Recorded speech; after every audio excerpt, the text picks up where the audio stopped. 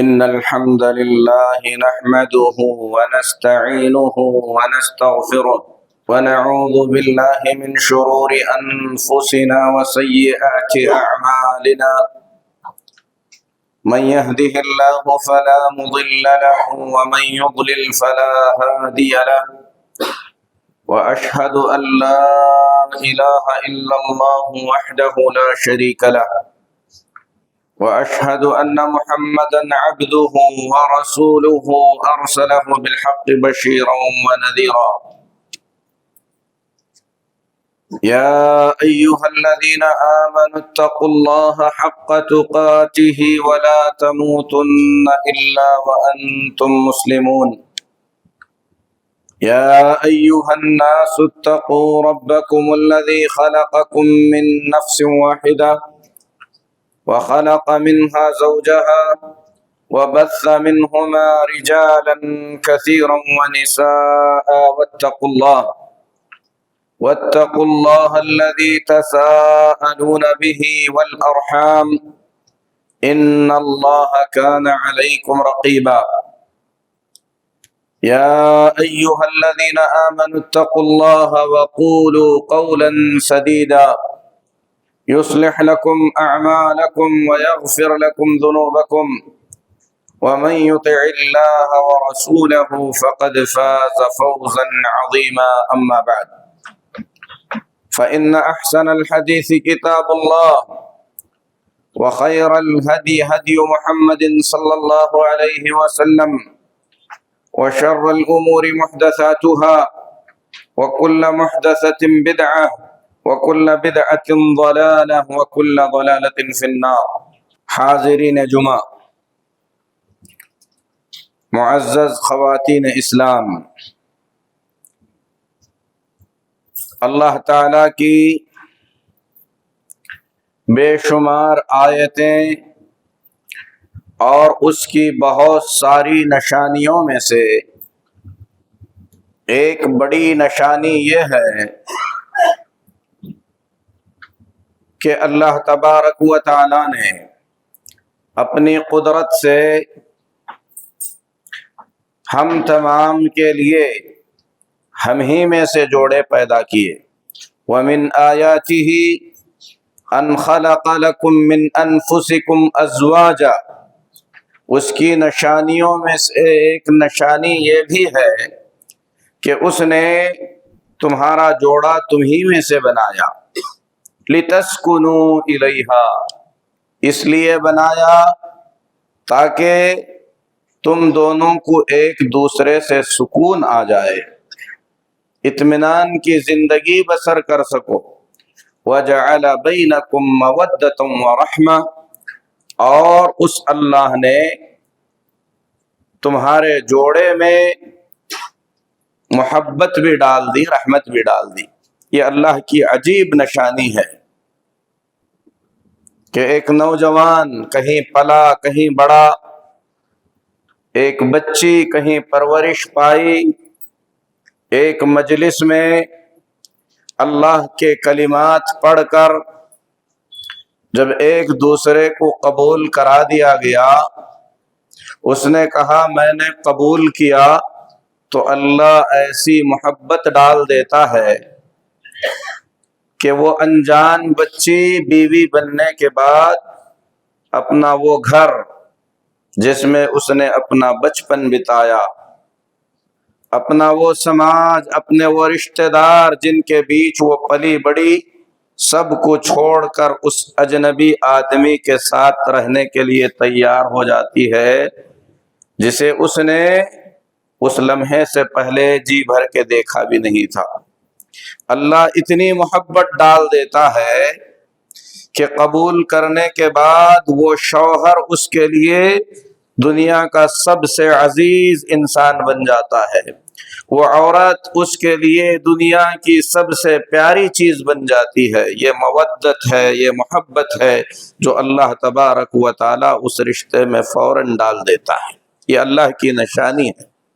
اور اللہ نے فرمایا یہ رشتہ ہم نے جو بنایا لِتَسْكُنُوا إِلَيْهَا، تاکہ تمہیں سکون آ جائے.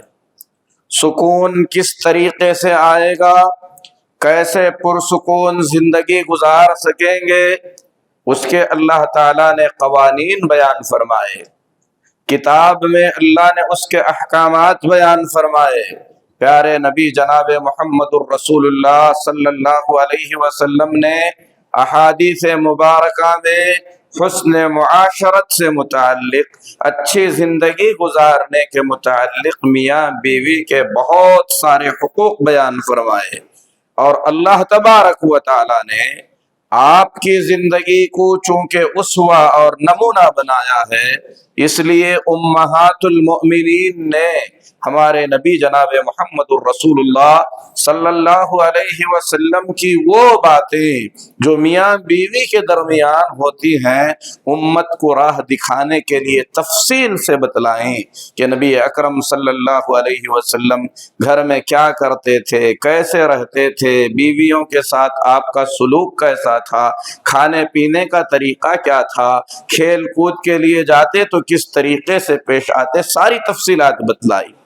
اگر کوئی مسلمان مرد، اگر کوئی مومنہ عورت اللہ اور اس کے رسول صلی اللہ علیہ وسلم کے بتائے ہوئے ان طریقوں کے مطابق زندگی بسر کریں، اللہ تبارک و تعالی زندگیوں کے اندر اطمینان عطا کرے گا، سکون عطا کرے گا۔ لیکن ہم اس دنیا میں رہتے ہیں، یہاں پر جہاں اللہ تبارک و تعالی نے ہمیں آزمائش کے لیے بھیجا ہے، امتحان کے لیے بھیجا ہے، نبی اکرم صلی اللہ علیہ وسلم نے فرمایا ہر انسان کے ساتھ ایک ایسا اللہ تبارک و تعالی نے انتظام فرمایا ہے کہ فرشتہ اسے نیکی کی طرف ابھارتا ہے تو دوسری طرف ایک شیطان بھی مقرر کیا گیا ہے جو اسے برائی کی طرف دعوت دیتا ہے۔ بشریت کے تقاضے، انسان اللہ کے دین سے دور ہو کر زندگی گزارتا ہے یا مزاج کے نہ ملنے کی وجہ سے، یہ مقدس رشتہ، یہ پاک رشتہ، زوجیت کا یہ رشتہ جسے اللہ تبارک و تعالی نے اپنی نشانیوں میں سے ایک نشانی بنایا، کبھی کبھی زندگی کے اندر ایسی مشکلیں پیدا کر دیتا ہے، ایسے حالات پیدا ہو جاتے ہیں جہاں پر لوگوں کا ایک دوسرے کے ساتھ، میاں بیوی کا ایک دوسرے کے ساتھ جینا اور زندگی گزارنا مشکل ہو جاتا ہے۔ بہت سے ایسے سماج ہیں جب نکاح کر لیتے ہیں، مصیبتیں کتنی بھی بڑھ جائیں، پریشانیاں کتنی بھی ہو جائیں، مصیبتوں سے تنگ آ کر، پریشانیوں سے بہت ہی زیادہ پریشان ہو کر یا تو نعوذ باللہ خودکشی کا راستہ اختیار کر لیتے ہیں یا آپس میں ایک دوسرے سے الگ ہونے کے لیے، ایک دوسرے کی زندگی کو ختم کرنے کے لیے قتل کا راستہ اختیار کر لیتے ہیں۔ اللہ تبارک و تعالی نے جو دین نازل فرمایا ہے وہ دین حنیف ہے، حکیم کی طرف سے نازل کیا گیا دین ہے۔ دین کے ہر مسئلے میں اللہ رب العالمین کی جانب سے جو احکامات دیے گئے ہیں ان احکامات کے اندر حکمتیں بھری ہوئی ہیں۔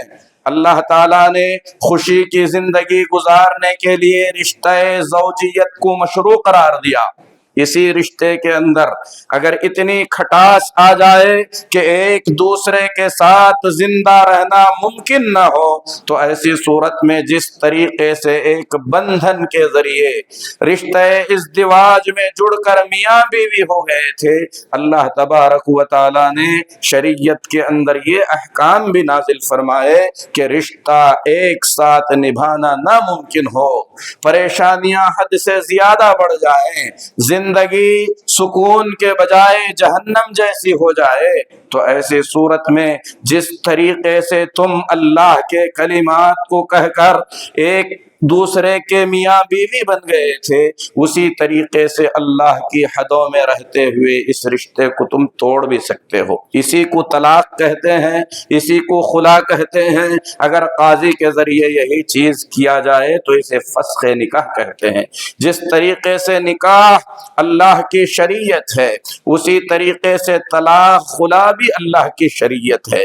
جس طریقے سے نکاح کی حدیں ہیں اسی طریقے سے طلاق اور خلے کی بھی اللہ تبارک و تعالی نے حدیں مقرر فرمائی ہیں۔ اللہ نے فرمایا امساکم بمعروف او تسریح باحسان، زندگی یا تو اچھے خوشگوار انداز میں بسر کرنی ہے یا تو اچھے طریقے سے الگ ہو جانا ہے۔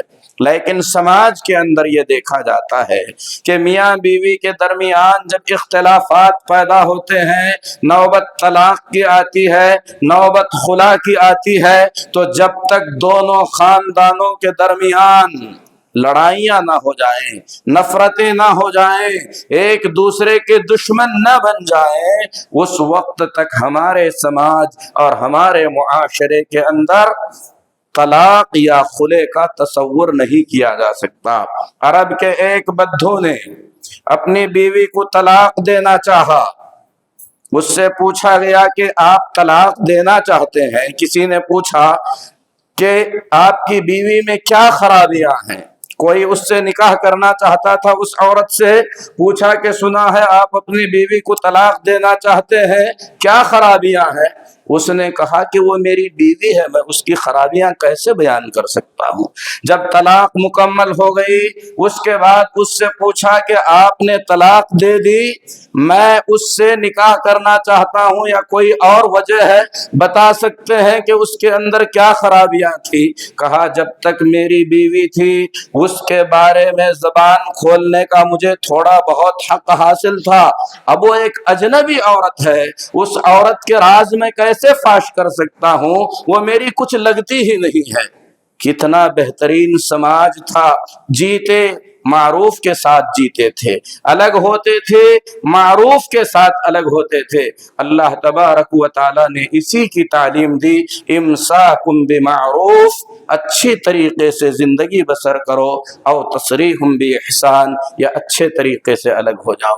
اللہ کے لیے بتائیں کیا پورے سماج کے اندر ایک بھی ایسی مثال دی جا سکتی ہے جہاں میاں بیوی کے درمیان اختلاف ہوا، جس طریقے سے نکاح کے بندھن میں باندھے گئے تھے اسی طریقے سے اللہ کی شریعت کے مطابق خوشی خوشی کے ساتھ دونوں الگ ہو گئے ہیں؟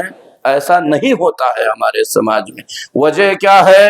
سب سے بڑی وجہ یہ ہے کہ ہم اپنے سارے معاملات میں اللہ تبارک و تعالیٰ کے احکامات کو جانتے نہیں ہیں۔ ہم میں سے بعض یہ سمجھتے ہیں نماز روزے کی حد تک دین ہے، جبکہ میرے محترم بھائیوں، دین اسلام نماز روزے سے لے کر بیت الخلا میں داخل ہو کر بیت الخلا میں کیسے رہنا ہے، وہاں سے کیسے نکلنا ہے، ان ساری تفصیلات کا نام ہے۔ ذرا سوچیں، وہ دین جس میں بیت الخلا میں جانے کا طریقہ بتایا گیا ہے، بیت الخلا میں کیسے رہنا ہے وہ بتایا گیا ہے، بیت الخلا سے کیسے باہر آنا ہے وہ بتلایا گیا ہے، اتنی چھوٹی اتنی باریک بات جس دین کے اندر تفصیل سے بتلائی گئی ہو، اس دین کے اندر زندگی گزارنے کے ڈھنگ نہ بتلائے گئے ہوں گے؟ یقیناً بتلائے گئے ہیں۔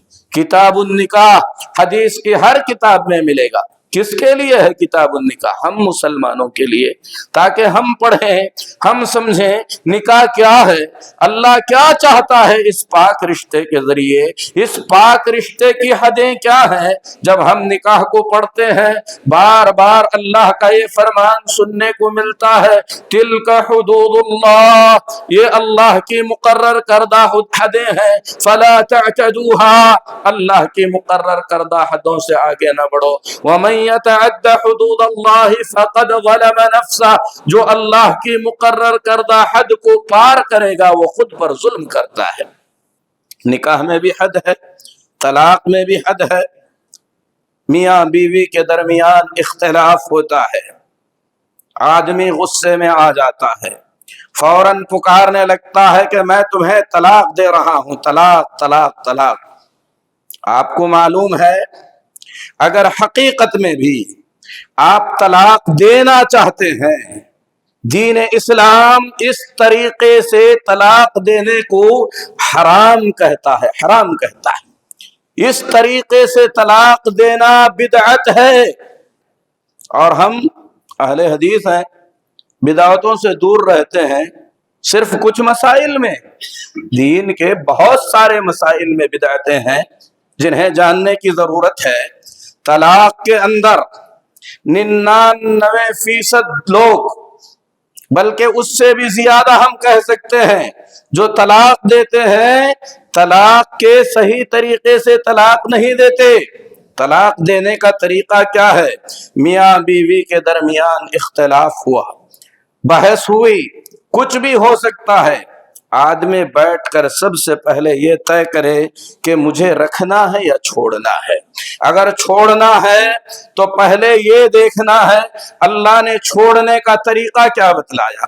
فرمایا یا ایھا النبی اذا طلقتم النساء فطلقوهن لعدتهن، اے نبی جب عورتوں کو طلاق دینے کی بات آئے تو اللہ کے مقرر کردہ وقت میں طلاق دینا ہے۔ طلاق مرضی سے دینے کی چیز نہیں ہے، مقرر کردہ وقت ہے اللہ کا۔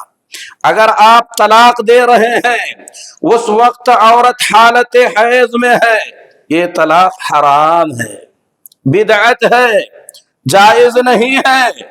نکاح کرنے کا جیسے طریقہ ہے طلاق دینے کا بھی ویسے طریقہ ہے، حالت حیض میں طلاق نہیں دے سکتے۔ اسی طریقے سے عورت اگر ماہواری سے پاک ہو چکی ہے، اس کے بعد ماہواری ختم ہونے کے بعد جب عورت پاک ہو گئی، آپ نے اس سے مباشرت کر لی، ہم بستری کر لی، تو اس پورے پیریڈ میں آپ طلاق نہیں دے سکتے، حرام ہے، جائز نہیں ہے۔ پھر طلاق کب دی جائے گی؟ طلاق دینا ہے عورت حالت حیض سے پاک ہو، حیض اس کا ختم ہو جائے۔ حیض سے پاک ہونے کے بعد اس کے پاکی کے جو دن شروع ہو گئے، ان دنوں میں سے کسی بھی دن میں اس مہینے کے اندر آپ نے اپنی بیوی سے رشتہ ازدواج قائم نہ کیا ہو، صحبت نہ کی ہو، تب آپ اس عورت کو ایک طلاق دے سکتے ہیں۔ اہل علم کہتے ہیں ایک مومن کو اللہ تبارک و تعالی نے طلاق دینے کی جو سچویشن مقرر فرمائی ہے، اگر غور سے دیکھا جائے، ایک میاں بیوی اگر ایک بیوی والا شوہر ہے، اس کی بیوی حالت حیض میں ہوئی، اس کے بعد وہ پاک ہو گئی، عام طور پر آدمی اس کے بعد کیا کرتا ہے؟ بیوی کے ساتھ صحبت کر لیا ہوتا ہے۔ اگر اسے طلاق دینا ہے، پہلے سے پلاننگ کرنی ہے کہ میں حیض سے پاک ہونے کا انتظار کروں گا، جب وہ پاک ہو جائے گی تو پھر میں اس سے مباشرت نہیں کروں گا، پھر میں اسے طلاق دوں گا۔ تب تک آپ غصے میں تھے، ڈپریشن میں تھے، جلد بازی میں تھے، آپ کی ساری چیزیں ٹھنڈی ہو جائیں گی۔ آپ اس وقت طلاق دینے کے بارے میں سوچیں گے تو حقیقت میں آپ مسئلے کا حل کرنا چاہتے ہیں، اپنی بھڑاس نہیں نکالنا چاہتے ہیں، اپنا غصہ ٹھنڈا نہیں کرنا چاہتے ہیں۔ یہی وجہ ہے کہ سماج میں بہت سارے لوگ لڑائی ہو گئی، طلاق کی فائرنگ کیے، پریشان ہو کر کسی مفتی کو ڈھونڈتے ہوئے نکل جاتے ہیں کہ غصے میں ہم نے طلاق دے دی۔ اور عرب کے ایک عالم نے کہا، غور کر کے اگر دیکھا جائے، مہینے میں طلاق دینے کے لیے گویا اللہ تبارک و تعالی مرد کو صرف ایک دن دے رہا ہے، کیونکہ عورت حالت حیض سے پاک ہوئی، اس کے بعد عام طور پر مرد مباشرت کر لیتے ہیں، اگر کر لیا ہے جب تک دوبارہ حالت حیض میں جا کر پاک نہیں ہوگی طلاق نہیں دے سکتے آپ۔ طلاق کے احکام ہم جانتے نہیں ہیں، اسی وجہ سے ہم طلاق میں جلد بازی کرتے ہیں۔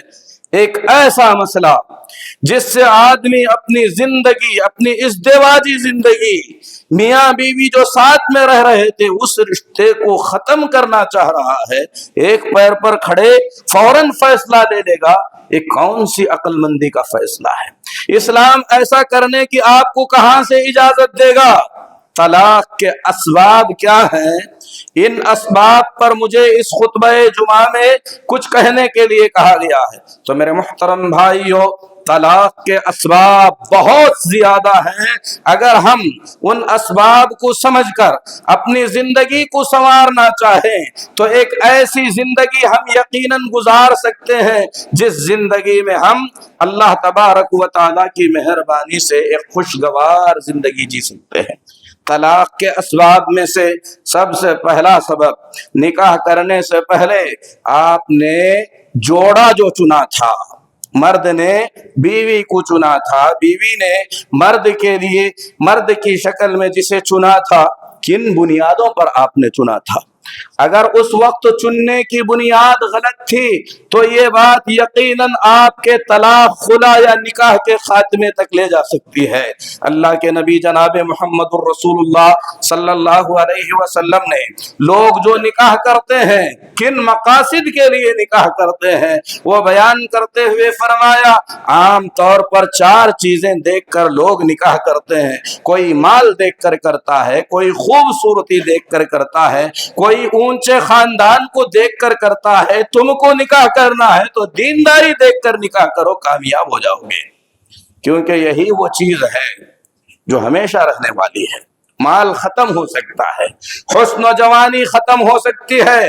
عورت نے کسی حسین مرد کو دیکھ کر شادی کیا، دوسرا حسین مرد پسند آنے پر پہلے مرد کے ساتھ زندگی مشکل لگنے لگ سکتی ہے.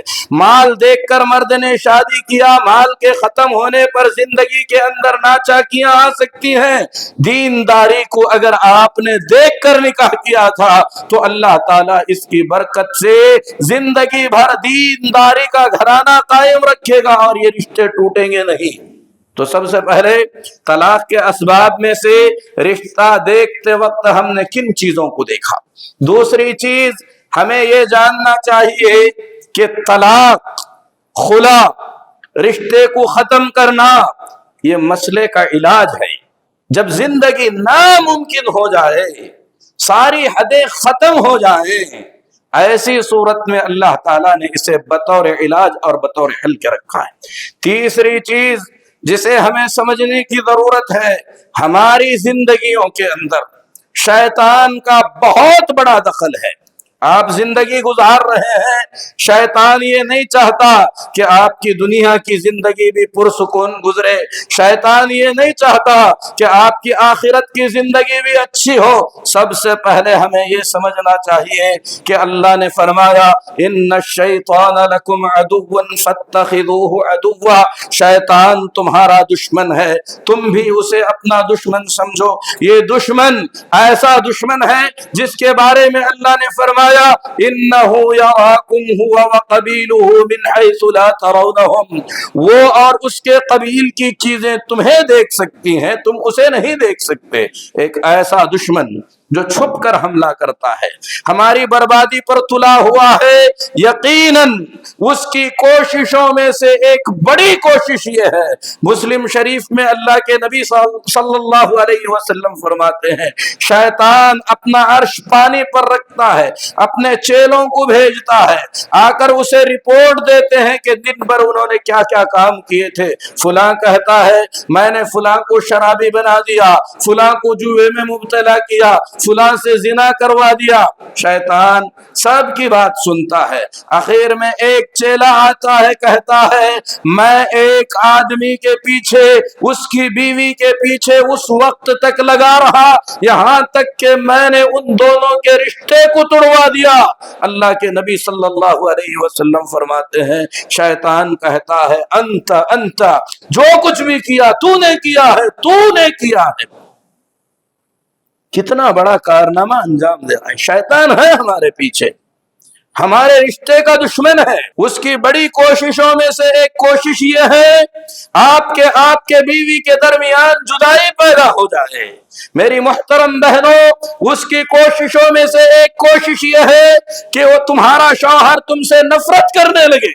بلکہ اس سے بھی بڑھ کر امام بخاری رحمت اللہ علیہ نے الادب المفرد کے اندر ایک عجیب حدیث بیان فرمائی ہے کہ اللہ کے نبی صلی اللہ علیہ وسلم نے فرمایا، حضرت ابو امامہ رضی اللہ تعالیٰ عنہ حدیث کے راوی ہیں، اللہ کے نبی صلی اللہ علیہ وسلم فرماتے ہیں ان الشیطان یأتی الی فراش احدکم، بعدما यफ्रिशुहु अहलुहु, जब एक आदमी की बीवी उसका बिस्तर उसके लिए तैयार कर देती है, झटक कर बिस्तर तैयार कर देती है, शैतान आता है।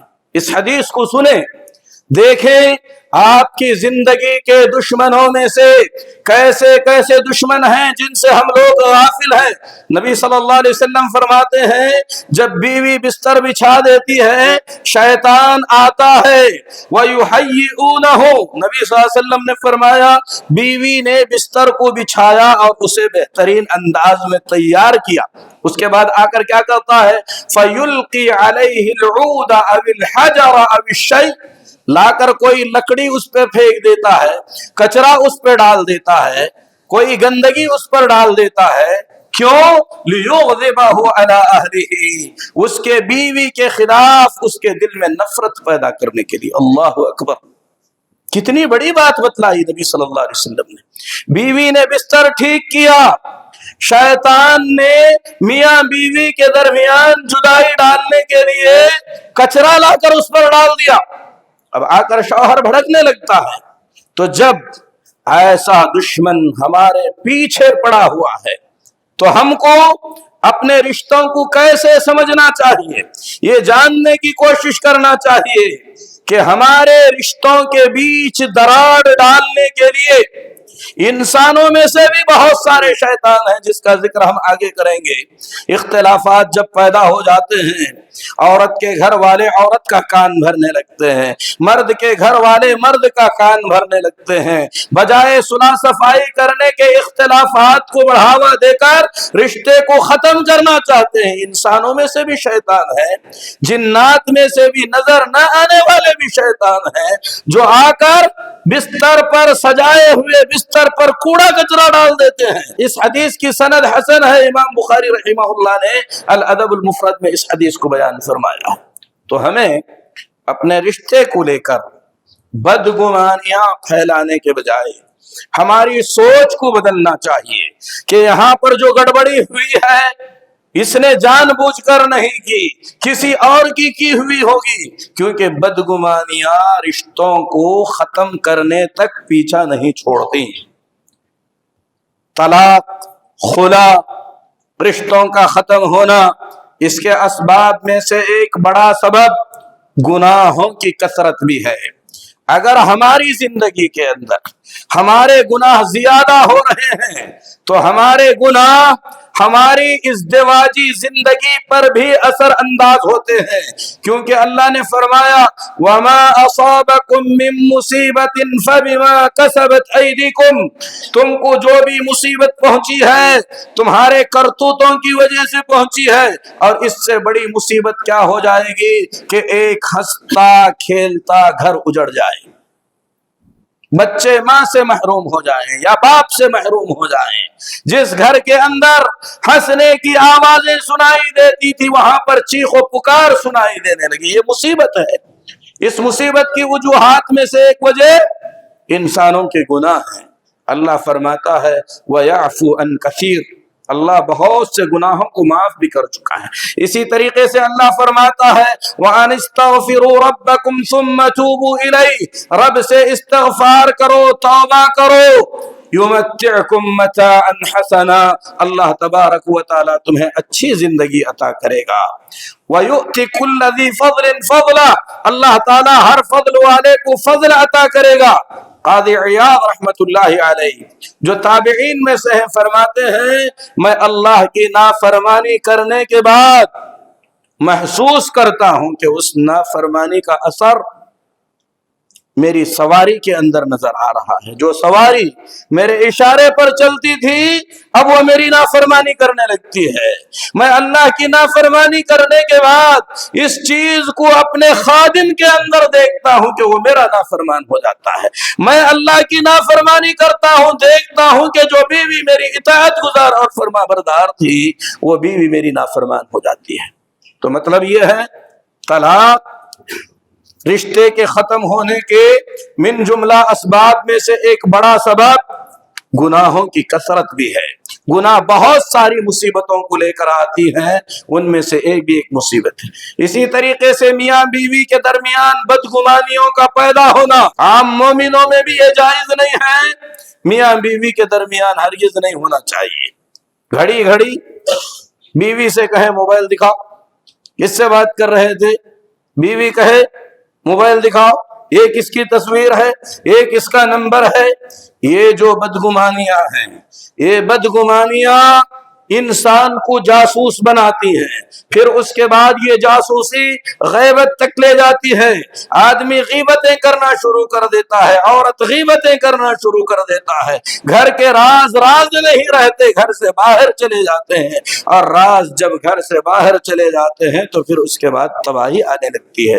کیا پیارے انداز میں اللہ نے فرمایا، یا ایھا الذین آمنوا اجتنبوا کثیرا من الظن، اے ایمان والو بدگمانیاں کرنے سے بچو، ان بعض الظن اسم، بدگمانیاں گناہ کا کام ہے، ولا تجسسوا، جاسوسی مت کرو۔ بدگمانی کا ذکر کرنے کے بعد اللہ نے کہا جاسوسی مت کرو۔ پہلے دل میں خیال آتا ہے یہ برا ہے، پھر اس کے بعد جھانکا جھانکی شروع ہو جاتی ہے، پھر اس کے بعد اس ارادے کو پختگی دی جاتی ہے، وَلَا يَغْتَبْ بَعْضُكُمْ بَعْضًا، پھر جا کر لوگوں کے سامنے غیبتیں کرنے لگتا ہے۔ تو طلاق اور خلا کے اسباب میں سے ایک بڑا سبب میاں بیوی کے درمیان ہونے والی بدگمانیاں ہیں۔ اسی طریقے سے ایک مرد کو مرد ہونا چاہیے، لیکن مردانگی کا بھوت اتنا بھی سوار نہیں ہونا چاہیے کہ عورت کو جانور کی طرح ہانکتا رہے۔ مرد ہے، مرد کی طرح رہے، غیر مردوں سے ملنے نہ دے، غیر مردوں سے بات کرنے نہ دے، غیر مردوں کے ساتھ بیٹھنے نہ دے، بازار میں بے حیا ہو کر نکلنے نہ دے، لیکن غیرت کے نام پر اتنا بھی سخت نہ ہو جائے کہ عورت کی سانس لینے پر تک پابندی لگا دے۔ اللہ تبارک و تعالی نے مرد کو قوام بنایا، اسی کے ساتھ یہ بھی فرمایا وَعَاشِرُوهُنَّ بِالْمَعْرُوفِ، عورتوں کے ساتھ اچھے طریقے سے پیش آؤ۔ اللہ کے نبی جناب محمد الرسول اللہ صلی اللہ علیہ وسلم کتنی ذمہ داریاں تھیں آپ پر، غزوات کرانا، فیصلے کرنا، نمازیں پڑھانا، دعوت و تبلیغ کرنا، صحابہ کے مسائل حل کرنا، پھر اس کے بعد راتوں میں تہجد پڑھنا، اور 9 بیویوں کے گھروں کو سنبھالنا۔ ان ساری چیزوں کے باوجود ہم دیکھتے ہیں اپنی بیویوں کے ساتھ آپ دوڑ لگا رہے ہیں، کبھی آپ پیچھے رہ جاتے ہیں، کبھی بیوی کو آگے بڑھنے کا موقع دیتے ہیں۔ فرماتے ہیں تب تم جیتے تھے اب ہم جیتے ہیں۔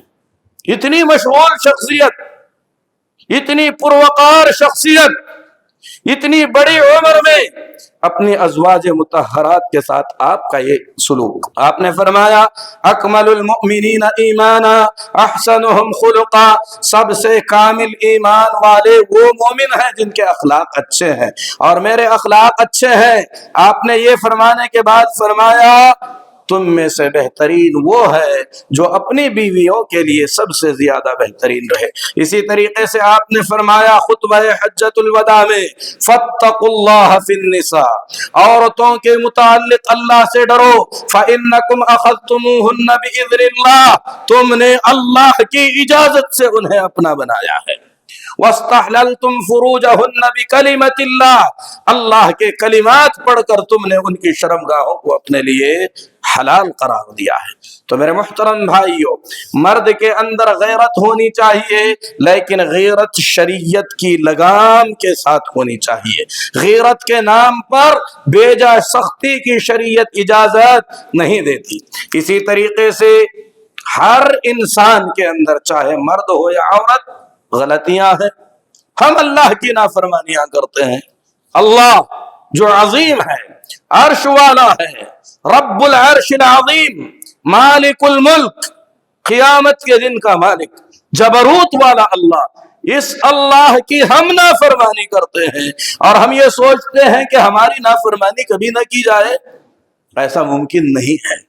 بشریت کا تقاضا یہ ہے، کہ مرد سے بھی غلطیاں ہوتی ہیں، عورتوں سے بھی غلطیاں ہوتی ہیں۔ اللہ کے نبی جناب محمد الرسول اللہ صلی اللہ علیہ وسلم نے ان غلطیوں کا علاج کرنے کا طریقہ بتلایا۔ ان غلطیوں کا علاج یہ نہیں ہے کہ غلطی کیا تو رشتہ توڑ کر ختم کر دیا جائے، علاج بتلایا۔ اللہ تبارک لا یفرق مؤمن مؤمنا، کسی مومن کو ایسا نہیں کرنا چاہیے کہ وہ اپنی بیوی سے نفرت کرنے لگے۔ فَإِن كَرِهَ مِنْهَا خُلُقًا رَضِيَ مِنْهَا آخَرَ، اگر اس کی ایک عادت اسے پسند نہیں آتی ہے، دوسری عادتوں پر غور کرے، دوسری بہت ساری اچھائیاں ہوں گی۔ ہو سکتا ہے کھانا صحیح سے نہ بناتی ہو لیکن بچوں کا اچھا خیال رکھتی ہو سکتا ہے اسے پڑھنا نہ آئے لیکن اچھی زبان استعمال کرتی ہو سکتا ہے اس کے اندر فلاں غلطی ہو لیکن دوسری اچھائیاں ہوں۔ بالکل اسی طریقے سے مرد ہو سکتا ہے کم کماتا ہو لیکن محبت زیادہ کرتا ہو سکتا ہے کم کماتا ہو لیکن تمہارے اچھے برے کا خیال رکھتا ہو۔ ساری خوبیاں اللہ تعالیٰ نے کسی مرد یا کسی ایک عورت کے اندر نہیں رکھی ہیں۔ نبی پاک صلی اللہ علیہ وسلم نے فرمایا کمل من الرجال کثیر ولم یکمل من النساء الا اربع، مردوں میں بہت سارے مرد کامل ہوئے لیکن عورتوں میں صرف 4 ہی عورتیں کامل ہوئی۔ امہات المومنین کس کی بیویاں تھیں؟ نبی صلی اللہ علیہ وسلم کی، پاک گھرانے سے تعلق رکھنے والی، صدیق کی بیٹی، نبی کی بیوی، رشتہ بھی اچھا، گھرانہ بھی اچھا، سماج بھی اچھا، معاشرہ بھی اچھا، کیا اس کے باوجود آپ کے درمیان ازدواجی زندگی کو لے کر اختلافات نہیں تھے؟ تھے اختلافات۔ اللہ کے نبی صلی اللہ علیہ وسلم رات میں اٹھ کر چل پڑے، بقی گئے آپ۔ ام المومنین عائشہ رضی اللہ تعالی عنہا نبی صلی اللہ علیہ وسلم سوچ رہے تھے آرام کر رہی ہیں، اٹھ کر پیچھے پیچھے چل رات کے وقت میں اللہ کے نبی صلی اللہ علیہ وسلم بقی میں جا کر لمبی دیر تک دعا کرتے رہے۔ اما عائشہ فرماتی ہیں میں اس لیے چلی کہ دیکھوں کہ آپ کہیں میری کسی اور سوتن کے پاس تو نہیں جا رہے۔ اللہ کے نبی مڑے، اما عائشہ بھی دوڑتے ہوئے آئیں، نبی صلی اللہ علیہ وسلم آ رہے ہیں، یہ تیزی سے آ رہی ہیں، آ کر نبی سے پہلے سو گئی لیکن ہانپ رہی تھی۔ اللہ کے نبی صلی اللہ علیہ وسلم نے پہچان لیا، پوچھا کیا بات ہے؟ کہا کہ کچھ بھی نہیں۔ آپ نے فرمایا بتاؤ گی یا وہ بتائے جو علیم الخبیر ہے؟ نبی سے ساری باتیں بتلا دی۔ اللہ کے نبی صلی اللہ علیہ وسلم نے اما عائشہ کی پیٹ میں اپنی انگلی سے کھچوکا لگاتے ہوئے فرمایا جاءکی شیطانک، عائشہ تیرا شیطان تیرے پاس آ گیا تھا کیا؟ اما عائشہ نے کہا اللہ کے نبی کیا میرے ساتھ شیطان ہے؟ آپ نے فرمایا ہر ایک کے ساتھ شیطان ہے۔ کہا آپ کے ساتھ بھی؟ کہا ہاں میرے ساتھ بھی ہے لیکن اللہ نے مجھے اس کے شر سے محفوظ رکھا ہے۔ سوچئے کون ہے اما عائشہ؟ اللہ کے نبی صلی اللہ علیہ وسلم گئے، اما عائشہ بھی چلی گئی، بلکہ آپ ناراض بھی ہوتی تھی نبی صلی اللہ علیہ وسلم سے۔ اللہ کے نبی نے کہا اے عائشہ مجھے پتا چل جاتا ہے کہ تو کب مجھ سے راضی ہے کب مجھ سے ناراض ہے۔ کہا کیسے پتا چلتا ہے؟ کہا جب راضی ہوتی ہو تو کہتی ہو ابراہیم کے رب کی قسم، جب ناراض ہوتی ہو تو کہتی ہو ابراہیم علیہ السلام کے رب کی قسم، جب راضی ہوتی ہو تو کہتی ہو محمد کے رب کی قسم۔ اما عائشہ نے کہا ہاں یہ صحیح ہے لیکن میں ناراضگی کے وقت میں بھی صرف آپ کا نام چھوڑ دیتی ہوں، آپ دل سے نکلتے نہیں۔ کیسی ناراضگیاں ہیں؟ ناراضگی کے اندر نہ گالی ہے، نہ بیجا غصہ ہے، نہ برتن پٹکنا ہے، نہ پکڑ کے مارنا ہے۔ غصہ الفاظ میں ظاہر ہوتا ہے، سلوک میں ظاہر ہوتا ہے۔ طلاق کے اسباب، خلا کے اسباب بہت زیادہ ہیں۔ ان ساری چیزوں کے لیے ہمیں سب سے پہلے یہ جان کر زندگی گزارنا چاہیے۔ اللہ کا ایک کلام سنا کر میں اپنی بات کو ختم کرتا ہوں۔ کتاب پاک میں اللہ نے فرمایا وَجَعَلْنَا بَعْضَكُمْ لِبَعْضٍ فِتْنَةً أَتَصْبِرُونَ وَكَانَ رَبُّكَ بَصِيرًا۔ اے میرے بندو میں نے تم میں سے بعض کو بعض کے لیے آزمائش اور فتنہ بنایا ہے۔ میں نے تم میں سے بعض لوگوں کے لیے آزمائش بنایا ہے، یعنی ان کے ذریعے ہمارا امتحان لیا جا رہا ہے، آزمائش ہو رہی ہے ہماری۔ اللہ فرماتے ہیں اتصبرون، کیا تم صبر سے کام لوگے؟ وکان ربک بصیرا، یاد رکھنا کہ تمہارا رب سب کچھ دیکھ رہا ہے۔ اس کا مطلب یہ نہیں ہے کہ طلاق اور خلا جائز نہیں ہے، بلکہ بعض ایسے اوقات ہوتے ہیں، اہل علم نے کہا کہ اس وقت طلاق یا خلا واجب ہو جاتا ہے، ضروری ہو جاتا ہے۔ یہ اس وقت ہے جب میاں بیوی کو یقین ہو جائے کہ اس رشتے میں رہتے ہوئے ہم ایک دوسرے کے حقوق ادا نہیں کر سکیں گے، گنہگار بنتے چلے جائیں گے۔ اگر میاں بیوی کو یقین ہو جائے کہ ہمارا یہ رشتہ ہماری دنیا کی زندگی کو مقدر تو کر ہی رہا ہے، ساتھ ہی ساتھ ہماری آخرت کو بھی تباہ کر دے گا، اگر ایسی سچویشن آ جائے تو ایسی سچویشن میں طلاق دینا یا خلا کرا لینا واجب اور ضروری ہو جاتا ہے۔ اللہ رب العالمین سے دعا ہے کہ اللہ ہمارے رشتوں کی حفاظت فرمائے، گھروں کو اجڑنے سے اللہ بچائے، اللہ ہم سب کو دین سمجھنے والا بنائے، دین کو سمجھ کر دین پر عمل کرنے والا بنائے، اللہ اس کے مقرر کردہ حدوں کی حفاظت کرنے والا بنائے، اللہ کی حدوں سے آگے بڑھنے سے اللہ ہم سب کی حفاظت فرمائے۔ اللہ مسلمان بچیوں کے زندگیوں کی حفاظت کرے، بچوں کے زندگیوں کی حفاظت کرے، گھر میں رہنے والے چھوٹے چھوٹے بچوں کو اللہ تبارک و تعالی ماں اور باپ کا پیار عطا فرمائے۔ اقول قولی ھذا واستغفر اللہ لی ولکم ولسائر المسلمین فاستغفروہ انہ هو الغفور الرحیم۔